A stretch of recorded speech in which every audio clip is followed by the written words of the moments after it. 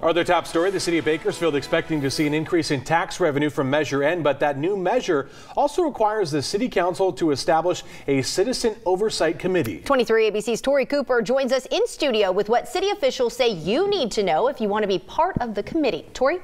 Tim and Jessica, the advisory committee will be made up of 9 Bakersfield city residents that will help advise city council on where they should allocate the $50 million that the city of Bakersfield is projected to make annually off the new 1-cent sales tax. That's why tonight we are taking a closer look at what viewers at home will need in order to qualify for a nomination. 9 people sitting at home right now may soon be helping the Bakersfield City Council make spending decisions. It's an advisory committee to the City Council pertaining to the public safety and vital services measures that the voters approved in November. According to the Bakersfield City Manager, Alan Tandy, to apply you must be over 18, a City of Bakersfield resident with a variety of skills and no conflicts of interest. The qualifications are very broad and open. It cannot be a city employee, it cannot be a city council member. It prescribes that we're looking towards business experience, financial experience,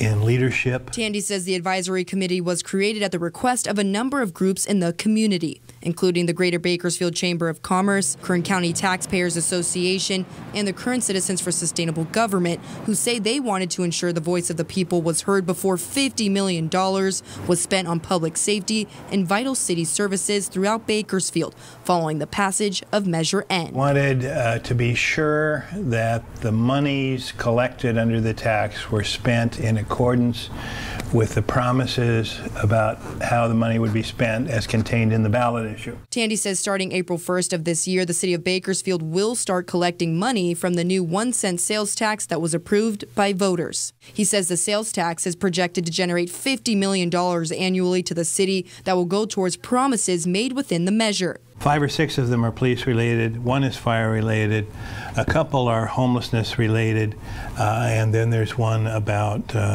beautification of city facilities and promotion of economic development. Even though there are 13 key areas where spending will be allocated throughout the city, Tandy says extra police funding is one of the main priorities outlined in the measure.